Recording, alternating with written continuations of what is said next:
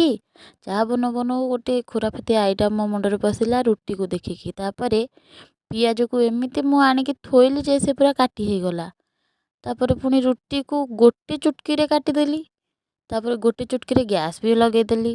ତାପରେ ସେଇଥିରେ କରେଇ ବସେଇକି ଥଣ୍ଡା ତେଲକୁ ଗରମ କରିବା ପାଇଁ ବସେଇଦେଲି। ତାପରେ ତେଲ ଗରମ ହେଇସାରିଲା ପରେ ପିଆଜ ପକେଇଦେଲି, କାଟି ରଖିଥିବା ପିଆଜକୁ। ତାପରେ ଏଇଠି ମୁଁ ଗୋଟେ ମସଲା ପ୍ରିପେୟାର କରୁଛି, ଆପଣ ଏମିତି କରିବେ। ହଳଦୀ, ଲୁଣ, ଚିକେନ୍ ମସଲା, ଲଙ୍କାଗୁଣ୍ଡ, ଧନିଆ ପାଉଡ଼ର, ଜିରା ପାଉଡ଼ର ସବୁ ପକାଇ ପାରିବେ। ଆମ ଘରେ ସେତକ ନଥିଲା ତ ଯାହା ଥିଲା ସେତିକି ପକେଇଛି। ତାପରେ ପିଆଜରେ ପକେଇ ତାକୁ ଟିକେ ଗୋଳେଇ ଦେବେ ଭଲସେ। ଗୋଳେଇ ସାରିଲା ପରେ ସେ ଟିକେ ମସଲାଟା ହେଇଗଲା ପରେ ତାପରେ ରୁଟିକି କାଟିକି ରଖିଥିବା ରୁଟିକୁ ପକେଇବା। ରୁଟି କହିବି କି ଚାଉମିନ୍ କହିବି, ଆକ୍ଚୁଆଲି ମୁଁ କନଫ୍ୟୁଜ୍ ହେଇଯାଉଛି, କାହିଁକିନା ମୁଁ ଏଇଟା ରୁଟିରେ ଚାଉମିନ୍ ବନାଉଛି ସେଇଥିପାଇଁ। ତାପରେ ଅଳ୍ପ ଟିକେ ଆଉ ତେଲ ଦେଇଦେବା, ମୋତେ ମଝିରେ କମ୍ ତେଲ ଲାଗିଲା ସେଥିପାଇଁ ତେଲ ଦେଲି। ତାପରେ ଖାଇସାରିକି ଆସି ଦେଖ ତ ଗୋଟେ ମାଙ୍କଡ଼ଟେ ମୋତେ ହାଇ କରିବାକୁ ଆସିଛି। ତାପରେ ସେ ତାର ହାଇ କରି ପଳେଇଲା। ମୋ ବୋଉ ଏଇଠି ତାପରେ ଦେଖନ୍ତୁ ଭାତ ବସେଇ ଦେଉଛି।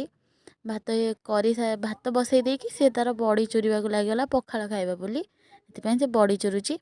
ତାପରେ ସୋୟାବିନ୍ ଆଳୁ ମୁଁ ଆଜି କଷିବି ତ ମନ ହେଲା ଟିକେ, ସେଇଥିପାଇଁ ଭାଜି ଦେଇକି ତାପରେ କରେଇରେ ଅଳ୍ପ ତେଲ ଦେଇକି କଞ୍ଚା ପିଆଜକୁ ପକେଇକି ପୁରା ନାଲ ହେବା ଯାଏ ଭାଜିବା, ହଳଦୀ ଲୁଣ ପକେଇକି।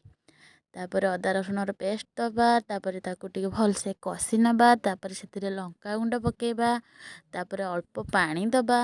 ତାପରେ ହଳଦୀ, ଲୁଣ ଆଉ ଯାହା ବି ମସଲା ସବୁ ପକେଇବା। ଆକ୍ଚୁଆଲି ସବୁ ମସଲା ମୁଁ ପକେଇଛି କିନ୍ତୁ କହିପାରୁନି। ତାପରେ ସେ ହେଇଗଲା ପରେ ମୁଁ ଏଇଠି ପକେଇଦେଲି ସୋୟାବିନ୍ ଆଳୁ, ଭାଜିକି ରଖିଥିବା ସୋୟାବିନ୍ ଆଳୁ। ତାପରେ ଟିକେ କଷିଦେବା। ତାପରେ ଅଳ୍ପ ପାଣି ଦେବି। ତାପରେ ଫୁଟେଇ ଦେବା। ତାପରେ ଫୁଟିଗଲା ପରେ ଆମର ତରକାରୀ ହେଇଯିବ ରେଡ଼ି। ତରକାରୀ କଲି ସିନା, କିନ୍ତୁ ଏଇଠି ଦେଖନ୍ତୁ ପଖାଳ ଭାତ ଆଉ ବଡ଼ିଚୁରା ଖାଉଛି। ତାପରେ ଖାଇସାରିଲା ପରେ ଯାଇଥିଲି ଟିକେ ବିଲ ଆଡ଼େ। ଏଇଠି ଦେଖନ୍ତୁ ଏଇ ଦୁଇ ଜଣଙ୍କ ସହ ଆସିଥିଲି, କାହିଁକିନା ଏମାନେ ଗାଧେଇବେ। ତାପରେ ମୁଁ ଗୋଟେ ଓନ୍ ଭଏସ୍ ଭିଡ଼ିଓ ସୁଟିଂ କଲି। ତାପରେ କରିସାରିକି ଆମେ ଫେରି ଆସିଲୁ ଘରକୁ। ତାପରେ ଘରକୁ ଆସିକି ଏଇଠି ଦେଖନ୍ତୁ ମୋ ଦିଦି, ମୁଁ ଆଉ ମୋ ସାନ ଭାଇ ଏଇଠି ଆମେ ଖାଉଛୁ କମଳା। ଏଇଠି ମୋ ଦିଦି।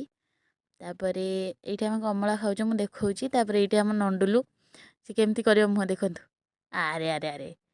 ତାପରେ ସେମିତି ମୁହଁ କରିଦେଲା। ତାପରେ ଆମକୁ ଟିକେ ହସିଦେଲୁ ଆମେ। ତାପରେ ମୁଁ ଆପଣଙ୍କୁ ଦେଖାଉଛି ଆମେ ବସିଛୁ ଆକ୍ଚୁଆଲି କେଉଁଠି ଦେଖନ୍ତୁ। ଏ ଘରଟା ମାନେ ଆର ଛାତ ପଡ଼ିନି, ମୁଁ ଆପଣଙ୍କୁ ଦେଖାଉଛି ଦେଖନ୍ତୁ। ଘରଟାର ଛାତ ପଡ଼ିନି, ଆମେ ଯେଉଁ ଏମିତି ସରୁ ସରୁ ଯାଇଥାଏ ଆମେ ସେଇଥିରେ ହିଁ ବସିଛୁ। ବସିକି ଏନ୍ଜୟ କରୁଛୁ। ତ ଆଜି ଭିଡ଼ିଓ ଯେଉଁ ସୁଟିଂ କରିଥିଲି ଓନ୍ ଭଏସ୍ ଭିଡ଼ିଓଟା